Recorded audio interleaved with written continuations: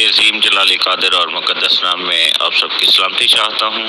میں انیل واشنگٹن آپ کی خدمت میں حاضر ہوں۔ ہمارا ستمبر کا مہینہ اور اس کی 4 اور 5 تاریخ اور عبرانی کیلنڈر کا تشری کا مہینہ اور احبار 16 باب میں ہمیں جو ہے یوم کپور کا ذکر ملتا ہے۔ تو جب ہم کتاب مقدس میں اس دن کو پڑھتے ہیں تو ہمیں اس عید کا جو ہے وہ ہمیں ذکر ملتا ہے۔ تو آج یہ آڈیو میں اس لیے کر رہا ہوں کہ آج یوم کپور کو کیسے سیلیبریٹ کیا جاتا ہے اور تب لوگ کیسے کرتے تھے۔ تو گروپ کے اندر بہت سے بھائی ہیں، میں چاہوں گا اگر کسی کے پاس کوئی اس کے متعلق علم ہو تو وہ ضرور گروپ میں شیئر کرے، بلکہ ٹیچ کرے۔ اور میں سمجھتا ہوں کہ اس گروپ میں انیل میسی صاحب ہی میرے نزدیک ہیں جو اس کے متعلق یہ تمام چیزیں بیان کر سکتے ہیں، پر ضروری نہیں ہے اور بھی بھائی جو مناتے ہیں یا اس کے متعلق کچھ جانتے ہیں تو وہ ضرور اس گروپ میں شیئر کریں، اور اس سے یہ ہوگا کہ ہمیں سیکھنے کا موقع بھی ملے گا۔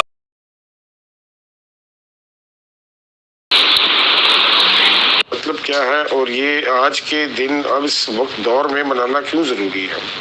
ٹھیک ہے، اچھا ہم کہتے ہیں کہ جی جو یوم کپور مناتے ہیں، جی یسوع مسیح نے تو کفارہ دے دیا تو اب جو ہے وہ یہ عیدیں منانے کی ضرورت نہیں ہے۔ پہلی بات تو یہ ہے کہ یوم کپور پہ جو ہے وہ ایک شخص کا کفارہ نہیں دیا جاتا۔ جناب مشیاہ کو جو ہے وہ ہم فسح کا برہ مانتے ہیں، ٹھیک ہے، اور کلام بھی اس بات کی شہادت دیتا ہے۔ تو فسح کا برہ جو ہے وہ شخصی نجات کا جو ہے وہ ضامن ہے۔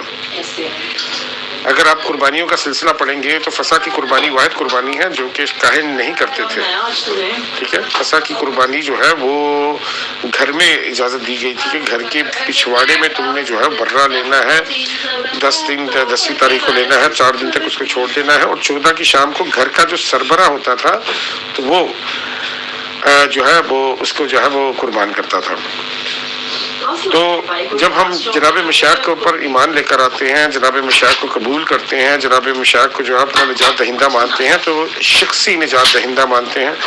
اور میں جیسے کہ اپنے گھر کا سربراہ ہوں، اگر میں نے جناب مشیاہ کو شخصی نجات دہندہ مانا ہے تو یہ مجھ پہ ذمہ داری عائد ہوتی ہے کہ میرے گھر کے ہر فرد کو شخصی نجات دہندے کے معنی اور اس کی اہمیت کا پتہ ہونا چاہیے۔ تو اب سوال یہ پیدا ہوتا ہے کہ یوم کپور کو شخصی نجات دہندہ قبول کرنے کے بعد ماننے کی کیوں ضرورت ہے؟ میں دوسری آڈیو میں بتاتا ہوں۔ جی انیل بھائی، اب شخصی نجات دہندہ تو ہم نے جناب مشیاہ کو مان لیا، لیکن خدا کا کلام جو ہے یہاں پہ ختم نہیں ہوتا۔ خدا کا کلام جو ہے وہ آگے چلتا ہے اور ہمیں جو ہے نا ایک بڑے ہی بھید کی بات بتاتا ہے جو کہ عبرانیوں کے خط میں لکھی ہے، وہ میں حوالہ پیش کر دیتا ہوں، اس کے بعد پھر میں اس کے اوپر استدلال پیش کرتا ہوں۔ خدا برکت دے۔ پر بھائی میں نے ایک حوالہ لگایا ہے متی کی انجیل اس کے 22ویں باب کی 36 میں، یہاں پہ لکھا ہے، اے استاد توریت میں کون سا حکم بڑا ہے؟ اس نے ان سے کہا کہ اپنے خدا سے اپنے پورے دل اور اپنی پوری جان اور اپنی ساری عقل اور اپنی عقل سے محبت رکھ۔ بڑا اور پہلا حکم یہی ہے، اور دوسرا اس کی مانند ہے کہ اپنے پڑوسی سے اپنے برابر محبت رکھ۔ انہی 2 حکموں پر تمام توریت اور انبیاء کے صحیفوں کا مدار ہے۔ تو یہ ہے وہ چابی جس سے جو ہے ہم خدا کے کلام کے بھید کی جو ہے نا باتوں کو جو ہے وہ سمجھنے کی کوشش کریں گے اور کوشش کرتے ہیں۔ اچھا، پہلا حکم یہ ہے کہ خدا سے محبت رکھنی ہے۔ خدا سے کیسے محبت رکھنی ہے وہ ہمیں واضح طور پہ پتہ ہے کہ خدا کا کلام ہمیں یہ بھی بتاتا ہے کہ تم نے خدا کو جاننا ہے، ٹھیک ہے؟ جیسا کہ یوحنا کی انجیل 17 باب کی 13 آیت میں لکھا ہے کہ ہمیشہ کی زندگی کیا ہے کہ تجھ خدائے واحد اور برحق کو اور یسوع مسیح کو جسے تو نے بھیجا ہے جانے۔ اب یہ لفظ جاننا جو ہے یہ بڑی جو ہے وہ اہمیت کا حامل ہے۔ اب جاننے کا جو بھید ہے وہ کیا ہے اس کا بھی جو ہے نا پتہ کرنا بہت ضروری ہے۔ دونوں ہی جناب یوحنا جو ہیں، جناب یوحنا رسول جو ہیں ان کے بیان ہیں۔ پہلا 17:3 ہے یوحنا کی انجیل 17:3 کہ ہمیشہ کی زندگی یہ ہے کہ تجھ خدائے واحد اور برحق اور یسوع مسیح کو جسے تو نے بھیجا ہے جانے۔ اب جاننے کے لیے جو ہے جاننے کا بھید ہمیں جو ہے جناب یوحنا ہی کے پہلے خط اس کے 2 باب کی 3 سے لے کے اگر ہم 6 آتے پڑھے نا تو جاننے کا بھید بھی پتہ چل جاتا ہے۔ وہ بھی میں پڑھ دیتا ہوں۔ یہاں پہ خدا کے کلام میں کچھ یوں مرقوم ہے کہ اگر ہم اس کے حکموں پر عمل کریں یہ تو اس سے ہمیں معلوم ہوگا کہ ہم اسے جان گئے ہیں۔ خدا کو جاننے کے لیے، جناب مسیح کو جاننے کے لیے ضروری ہے کہ ہم اس کے حکموں پہ عمل کریں، اور حکموں پہ عمل کرنے سے ہمیں پتہ چلتا ہے کہ ہم اسے جان گئے ہیں۔ جو کوئی یہ کہتا ہے کہ میں اسے جان گیا ہوں اور اس کے حکموں پر عمل نہیں کرتا وہ جھوٹا ہے اور اس میں سچائی نہیں۔ ہاں، جو کوئی اس کے کلام پر عمل کر کے اس میں جو کچھ اس کے کلام پر عمل کرے اس میں یقیناً خدا کی محبت کامل ہو گئی ہے۔ ہمیں اسی سے معلوم ہوتا ہے کہ ہم اس میں اور وہ ہم میں ہے، ٹھیک ہے؟ تو یہ ہے خدا کو جاننے کا طریقہ کار۔ تو لہٰذا یہ ظاہر ہو گیا کہ خدا کو جاننا خدا کے حکموں کو ماننے میں پوشیدہ ہے، اور جناب مسیح کو جاننا بھی خدا کے حکموں میں ہی پوشیدہ ہے، کیونکہ جناب مسیح نے کہا کہ اگر تم مجھ سے محبت رکھتے ہو میرے حکموں کو مانو جیسا کہ میں نے باپ کے حکموں کو مانا۔ انہوں نے فرمایا ہے کہ پہلا اور بڑا حکم ہے کہ خداوند اپنے خدا سے اپنے پورے دل، جان، عقل، طاقت سے محبت رکھ۔ پہلا اور بڑا حکم یہی ہے۔ دوسرا حکم اس کی مانند ہے۔ اب یوم کپور کا جو بھید ہے وہ اس حکم کے اندر چھپا ہوا ہے کہ اپنے پڑوسی سے بھی اپنی مانند محبت رکھنی ہے۔ اب ہم نے یہ دیکھنا ہے کہ پڑوسی سے محبت کی کیا بات ہے، یا خدا کا کلام ہمیں بالخصوص شریعت خداوندی جو ہے وہ ہمیں کیا حکم دیتی ہے۔ یہی کہتا ہو۔ اور جی انیل بھائی، یہ میں نے ایک اور حوالہ کو لوکا کی انجیل اس کے 10ویں باب میں سے سینڈ کیا ہے، نیک سامری کی تمثیل، اور میں سمجھتا ہوں کہ شاید ہی کوئی ایسا شخص جو اپنے آپ کو مسیحی کہتا ہو اور نیک سامری کی اس کو جو ہے وہ سٹوری کرنا پتا ہو۔ اب یہ نیک سامری کی تمثیل بیان کرنے کے پیچھے جو مقصد تھا جناب مسیح کا وہ کیا تھا؟ وہ مقصد ہی یہ تھا کہ ان سے آ کے فقی فریسی نے یہی سوال پوچھا کہ ہمارا پڑوسی کون ہے، ٹھیک ہے؟ تو نیک سامری کی تمثیل سے ہمیں پتہ چل جاتا ہے، آپ سب جانتے ہیں، پھر بھی اگر کسی بھائی کو تمثیل کا نہیں پتہ ہوگا، خدا کا کلام پڑھنا لکھنا نہ جانتے ہوں، یا پڑھنا یا سننا نہ جانتے ہوں، یا نہیں سن سکتے تو بتا دیجیے گا، تو ہم کوشش کریں گے اس گروپ میں جو ہے نا یہ نیک سامری کی تمثیل ان کو پڑھ کے بھی سنا دیں۔ اچھا، اب یہاں پہ ہمیں پتہ چلتا ہے کہ نیک سامری کی تمثیل سے ہمیں پتہ چلتا ہے کہ ہمارا پڑوسی صرف وہ نہیں ہے جس سے ہماری دیوار سے دیوار ملتی ہے، بلکہ ہمارا پڑوسی ہر وہ شخص ہے جس سے انٹریکٹ ہو رہے ہیں۔ جیسے کہ اب میں اسی گروپ میں بابر بھائی سے بات کر رہا تھا، وہ بھی میرے ہمسائے ہو گئے یا میرے پڑوسی ہو گئے۔ اب میں آپ کو مخاطب کر کے بات کر رہا ہوں تو آپ بھی میرے پڑوسی ہیں، میں آپ کا پڑوسی ہوں، ٹھیک ہے؟ تو یہ بات کلیئر ہو گئی۔ خداوندی میں سے میں نے حوالہ لگایا ہے، اور ہم دیکھتے ہیں کہ شریعت خداوندی میں ہمسائے کے بارے میں کیا حکم ہے، ٹھیک ہے؟ یہ احبار 19 باب کی 17ویں آیت میں نے آپ کے ساتھ شیئر کی ہے۔ یہاں پہ خدا کے کلام میں کچھ یوں مرقوم ہے کہ تو اپنے دل میں اپنے بھائی سے بغض نہ رکھنا، اپنے ہمسایہ کو ضرور ہی ڈانٹتے بھی رہنا تاکہ اس کے سبب سے تیرے سر گناہ نہ لگے، ٹھیک ہے؟ تو پڑوسی سے محبت کے 2 بھید تو ہمیں سمجھ آ گئے۔ پہلا بھید کیا ہے کہ ہم نے پڑوسی کی ہر ہر چیز میں جو ہے ان کی مدد کرنی ہے، ان کی دکھ تکلیف پریشانی میں ہم نے ان کے ساتھ کھڑے ہونا ہے۔ اگر ہمیں کوئی جیب سے بھی خرچ کرنا پڑتا ہے تو ہمیں ضرور اپنے پڑوسی کے ساتھ جو ہے نا وہ جو ہے اس سے محبت کا اظہار کرنا ہے۔ دوسری چیز، شریعت خداوندی یہ ہمیں حکم دے رہی ہے کہ ہم نے اپنے پڑوسی کو ڈانٹتے ہی رہنا ہے تاکہ اس کے سبب سے ہمارے سر گناہ نہ لگے۔ اگر آپ اپنے پڑوسی کو، اپنے دوستوں کو، احباب کو، یا آپ کے گھر کے ساتھ جو رہتے ہیں لوگ، یا آپ کے گھر کے ارد گرد جو لوگ رہتے ہیں، ان کو کوئی ایسا کام کرتے ہوئے، کوئی ایسا بات کرتے ہوئے سنیں جس سے خدا کے کلام کی حقارت ہو، تحقیر ہوتی ہو، تو آپ نے جو ہے ضرور جو ہے ان کو سمجھانا ہے، بتانا ہے تاکہ وہ آپ کے لیے گناہ نہ گنا جائے۔ ٹھیک ہے؟ تو پڑوسی سے محبت کا مطلب یہ نہیں ہے کہ ہم نے صرف پڑوسی نو آئی لو یو تے بھائی جی میں تہاڈے نال بڑا پیار کرنا، بڑی محبت کرنا، نہیں، زبانی جمع خرچ نہیں، عملی جو ہے اس کو ان خدا کے کلام کی باتوں کو عملی جمع پہنانا۔ ٹھیک ہے؟ تو یہ تو پتہ چل گیا کہ خدا کے اصل میں خدا کے کلام کی مین بنیادی تعلیم، حکم اور خدا کا پیٹرن یا پلان کیا ہے۔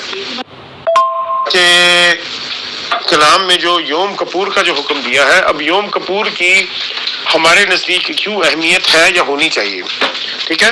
جب ہم نے جناب مسیح کو قبول کیا تو ہم نے انہیں شخصی نجات دہندہ تو قبول کر لیا، پر ہمیں اب ان کو جو ہے ان کی محبت کے بارے میں جو ہے وہ لوگوں کو بتانے کی ضرورت ہے، لوگوں کو سمجھانے کی ضرورت ہے۔ اور یوم کپور کا بھید بھی یہی تھا کہ وہاں پہ ایک شخص کا شخصی کفارہ نہیں دیا جاتا تھا بلکہ پوری قوم کے لیے کفارہ دیا جاتا تھا۔ ٹھیک ہے؟ اور اسی سے جو ہے پوری قوم کی بخشش ہوتی تھی، جیسا کہ ہم پرانے وقتوں میں دیکھتے آتے ہیں۔ جناب یشوع کے دور میں بھی آپ دیکھیں کہ باری تعالیٰ ان کو کہتا تھا کہ بھائی یہ جو چیزیں جن کو فتح کرو گے نا، ان کو پاس اپنے کوئی چیز نہیں رکھنی، لیکن کچھ ہم دیکھتے ہیں کہ جی لوگ چیزیں چھپا لیا کرتے تھے، رکھ لیا کرتے تھے، جس کی وجہ سے پوری قوم کو جو ہے مصیبت اٹھانی پڑتی تھی۔ ٹھیک ہے؟ تو اب یوم کپور کا بھید جو ہے اس کا تعلق شخصی نجات یا شخصی خلاصی کے ساتھ نہیں ہے، اس کا پوری قوم کے ساتھ خلاصی، اور اس کا جو تعلیم ہے وہ ہمیں ملتی ہے، وہ تعلیم بھی میں آپ کو بتا دیتا ہوں۔ جی انیل بھائی، عبرانیوں 4 باب اس کے پہلی آیت سے پہلی چند آیتیں میں نے جو ہے نا آپ کے خدمت میں پیش کی ہیں، میں پڑھ بھی دیتا ہوں، اور بڑے ہی بھید کی بات اور بڑی ہی گہرائی کی بات جو ہے اس میں لکھی ہوئی ہے۔ ٹھیک ہے؟ اچھا، پہلی بات تو ہمیں یہ جاننے کی ضرورت ہے کہ عبرانیوں کا خط جو ہے وہ جناب مسیح کے کفارے کے بعد لکھا گیا۔ اچھا، اب کس نے لکھا، کیوں لکھا، کیسا لکھا، وہ ایک بڑی لمبی چوڑی اور بڑی الگ قسم کی بحث ہے۔ اکثر لوگ جو ہے نا اس کو جناب ربی شاول کے ساتھ منسوب کرتے ہیں، جبکہ اس کی شہادت جو ہے وہ موجود نہیں ہے۔ پھر بھی چلیں، وہ بات کی باتیں ہیں، وہ ہم بعد میں دیکھ لیتے ہیں۔ یہاں پہ لکھا ہوا ہے خدا کے کلام میں، عبرانیوں 4 باب کی پہلی آیت سے پڑھوں کہ پس جب اس کے آرام میں داخل ہونے کا وعدہ ابھی باقی ہے تو ہمیں ڈرنا چاہیے، ایسا نہ ہو کہ تم میں سے کوئی رہا ہوا معلوم ہو، کیونکہ ہمیں بھی انہی کی طرح خوشخبری سنائی دی، لیکن سنے ہوئے کلام نے ان کو اس کے لیے کچھ فائدہ نہ دیا کہ سننے والوں کے دلوں میں ایمان کے ساتھ نہ بیٹھا۔ ٹھیک ہے؟ تو یہ ہے یوم کپور کا بھید۔ جب ہم یوم کپور کی جب مناتے ہیں تو یوم کپور ہم بحیثیت ایک قوم مناتے ہیں، بحیثیت ایک جو ہے وہ خدا کی امت کے طور پہ مناتے ہیں، اور چونکہ خدا کے آرام میں داخل ہونے کا وعدہ ابھی باقی ہے، لہٰذا یہ میں سمجھتا ہوں ہر اس شخص کے اوپر جو ہے فرض ہے یوم کپور کی تعظیم کرنا، اس کو منانا، اس کی پاسداری کرنا، کیونکہ خدا کے آرام میں داخل ہونے کا وعدہ ابھی باقی ہے، اور ہم میں سے کوئی رہا ہوا نہ معلوم ہو، یہ خدا کا کلام ہمیں کہہ رہا ہے۔ یہ میں باتیں دیکھیں، ابھی میں عہد جدید میں سے کر رہا ہوں، میں عہد حقیقی میں سے نہیں کر رہا ہوں۔ جی انیل بھائی، اب آپ نے سوال پوچھا کہ اس کو منانا کیسے چاہیے۔ سیدھا سا مسئلہ ہے، اس میں کوئی جو ہے وہ گھوڑے دوڑانے، اب کوئی کلا بازیاں کھانے کی ضرورت نہیں ہے، سیدھا سا ہے، صرف خدا کے کلام کی جو ہے وہ تعظیم کرنی ہے۔ احبار 16 باب پڑھا جاتا ہے، استثناء 30 باب پڑھا جاتا ہے، جناب یونا کی کتاب کو جو ہے پڑھا جاتا ہے، یونا نبی کا صحیفہ جو ہے وہ پڑھا جاتا ہے۔ اس میں بھی آپ دیکھیں کہ اس میں بھی جو ہے وہ تبلیغ کی بات ہو رہی ہے کہ جناب یونا کو جو ہے جہاں بھیجنے کی کوشش کی گئی وہاں پہ انہوں نے جانے سے منع کیا، لیکن باری تعالیٰ نے جن سے جو کام لینا ہوتا ہے وہ کام لے کے ہی رہتے ہیں۔ اگر ہم باری تعالیٰ کے کہی ہوئی باتوں کو، کہے ہوئے حکموں پر ایمان نہیں لے کر آتے، اس کے مطابق زندگی نہیں گزارتے یا ان کے حکموں کی پاسداری نہیں کرتے تو ہم مصیبت میں پھنس جاتے ہیں۔ اس لیے آج یہ چھوڑنا پڑا۔ تو منانے کا طریقہ صرف یہی ہے، یونا نبی کی کتاب پڑھی جاتی ہے، یہاں پہ استثناء 30 باب پڑھا جاتا ہے، یہاں پہ جو ہے وہ احبار 16 باب پڑھا جاتا ہے جس کا حوالہ آپ نے لگایا ہے، اور اس کے ساتھ سب سے اہم جو چیز ہے وہ ہے کلام کے حکم کے مطابق کہ تم نے اپنی جانوں کو دکھ دینا ہے، ٹھیک ہے۔ تو یوم کپور جو ہے اس کو شبات کا بھی شبات کہتے ہیں، یعنی پورے سال میں سب سے بڑا شبات کہا جاتا ہے، ٹھیک ہے۔ اور یہیں سے اسی چیز سے جو مسلمانوں میں شب برات اور شب معراج پتہ نہیں کیا کہتے ہیں وہ جو انہوں نے چوری کیا ہے وہ بھی یوم کپور سے ہی چوری کیا۔ تو اس رات کی بڑی فضیلت ہے، اس دن کی بڑی فضیلت ہے کہ 9 کی شام سے 10 تشریح کی شام تک جو ہے ہم نے روزہ رکھنا ہے اور خدا کے کلام کو جو ہے وہ اہمیت دینی ہے، احترام دینا ہے۔ یہ ہے یوم کپور منانے کا سیدھا اور سمپل طریقہ، اس کے علاوہ کوئی تردد کرنے کی ضرورت نہیں۔ اتنا بھی کرنے بہت ہمارے لیے کہ اپنے آپ کو جو ہے خدا کے حضور عاجز کر دینا ہے، خالی کر دینا ہے، تاکہ خدا کا رحم جو ہے وہ ہم پہ نازل ہو۔ خدا کے کلام میں مرقوم ہے کہ یہ ایک خاص سبت مانا جائے گا نا، احبار 23 کے مطابق بھی اور احبار 16 کے مطابق بھی، ٹھیک ہے۔ تو خاص آرام کا دن ہو، مقدس مجمع ہو، کوئی خادمانہ کام نہیں کرنا، اپنی جانوں کو دکھ دینا ہے، اور سب سے بڑی اس کی افادیت یہ ہے کہ نوکری نہ کی جائے۔ اب ہمارے جب گھروں میں کوئی شادی ہوتے ہیں، بیاہ ہوتے ہیں، ٹھیک ہے، تو باقاعدہ چھٹی دی جا سکتی ہے۔ تو میں سمجھتا ہوں کہ اگر سال میں ایک بار ایک چھٹی جو ہے وہ اس کام کے لیے مخصوص کر لی جائے کہ نہیں یہ میرے خدا کا کلام ہے، میں نے اس کے حکم کو ماننا ہے، ٹھیک ہے۔ میں سمجھتا ہوں اس چیز کو کہ پاکستان میں چونکہ اس چیز کو جو ہے نا وہ اچھا نہیں سمجھا جاتا یا نہیں کیا جاتا، پر ہم نے جو ہے لوگوں کو خوش نہیں کرنا، ہم نے خدا کے کلام کے حکم کو ماننا ہے۔ تو اگر یہ چھٹی بک کرا کے اس دن چھٹی کی جائے، اور ہم سالگرہ بیاہ وغیرہ کے لیے بھی تو چھٹی لیتے ہیں نا، اگر اس کام کو کرنے کے لیے، خدا کے حکم کو ماننے کے لیے اگر ہم چھٹی لیتے ہیں تو میں ایمان رکھتا ہوں کہ خدا جو ہے وہ بڑی برکت دیتا ہے۔ تو کام وغیرہ جو ہے جب سال میں ایک ہی دن ہے تو میں سمجھتا کہ چلو جی ہر شبات پہ تو انسان چھٹی نہیں لے سکتا، لیکن اس پہ تو خاص جو ہے وہ حکم بھی صادر ہو چکا ہے، تو میں سمجھتا ہوں کہ اس کی ضرور پاسداری کرنی چاہیے۔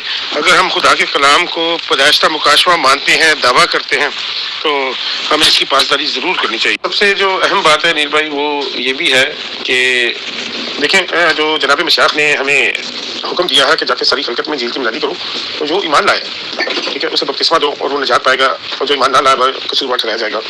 تو اس چیز کا بھی ہم دیکھیں تو یوم کپور کا مطلب یہ تھا کہ ساری قوم کو جو ہے وہ خلاصی کی منادی کرنی ہے، خلاصی کے بارے میں بتانا ہے، ابھی ہم نے داخل ہونا ہے۔ ہم سمجھتے ہیں کہ ہم نے بپتسمہ لے لیا ہے، ہم نے توبہ کر لی ہے، لو جی دنیا جائے بھاڑ میں، ہم جو ہے بس بچ گئے ہیں، ایسا نہیں ہے۔ ہماری نجات، ہماری خلاصی کا تعلق جو ہے وہ ہماری قوم کے ساتھ جڑا ہوا ہے، ہمارے لوگوں کے ساتھ جڑا ہوا ہے۔ تو میں سمجھتا ہوں کہ آپ کی نجات اس وقت تک کنفرم نہیں ہے، ابھی نجات ملنی ہے، ملی نہیں ہے، ٹھیک ہے۔ یہ بھی غلط فہمی ہے کہ ہمیں نجات ملے گی، یہی لکھا ہے نا ہر جگہ پر لکھا ہے وہ نجات پائے گا۔ کیسے پائے گا؟ اپنی نجات کو جو ہے کنفرم کرنے کے لیے لازم ہے کہ ہم خدا کے اس کلام کی منادی لوگوں تک پہنچائیں اور انہیں توبہ کی طرف راغب کریں، تاکہ ہم خدا کے آرام میں جو ہے خود داخل نہ ہوں بلکہ لوگوں کے لیے بھی ایک وسیلہ بنے، لوگوں کے لیے بھی جو ہے نجات کا جو ہے وہ باعث بنے، تب ہماری نجات پکی ہے۔ یہ اسی طرح سے ہے جیسے ہم برکت کو میری نظر میں ہم سمجھتے ہیں کہ ہمیں بنگلہ مل گیا، ہمیں گاڑی برکت لو جی ہماری نجات کہتے ہیں، یہ خدا غلط اور بے بنیاد جو ہے وہ نجات کی ڈیفینیشن ہے، اور نجات کا تعلق جو ہے وہ دوسروں کے ساتھ جڑا ہوا ہے۔ شلوم، خدا آپ کو بہت برکت کا تعلق جو ہے آپ کی محبت کا، آپ کے پیار کا، اس حوصلہ افزائی کا، میں زمین تک جھک کر اپنے پروردگار ابا یہوہ एलोहिम अदोनाई को जो है वो सजदा करता हूँ और उनके बेटे मशाक के नाम में जो है इन तमाम बरक़ात को, नेक तमन्नाओं को कबूल करता हूँ और आपके घराने के लिए, आपकी खिदमत के लिए, आपकी रोज़ी रोटी के लिए मैं दुगनी बरकत चाहता हूँ, दुगना मसा चाहता हूँ। बारी ताला आपको खुश रखे, आबाद रखे, हंसता मुस्कुराता रखे, आपके दिलों की हर ख्वाहिश पूरी करे, आमीन। जी नील मैसी साहब, मैं सबसे पहले खुदा बाप का शुक्र अदा करता हूँ कि जिसने आज ये वक्त मुकर्रर किया और आपको चुना अपनी इस खिदमत के लिए। मैं सबसे पहले खुदावंद का बेहद शुक्रगुजार हूँ, बहुत ज़्यादा शुक्रगुजार हूँ, अपने सारे दिल से, अपनी सारी जान और अपनी सारी ताकत से, क्योंकि हमारा इस घड़ी यहाँ पर एक जगह पर होना ये खुदावंद की मर्ज़ी है। और फिर मैं आपका बेहद शुक्रगुजार हूँ कि आपने अपने कीमती वक्त में से कुछ वक्त हमें दिया ताकि हम अपनी रूह को सैर कर सकें और महसूस हो सकें, बरकत पा सकें और खुदा के कलाम के करीब हो सके, उसकी कुर्बत को हासिल कर सके। मैं तहे दिल से आपका बेहद शुक्रगुजार हूँ। God bless you in Jesus name, आमीन।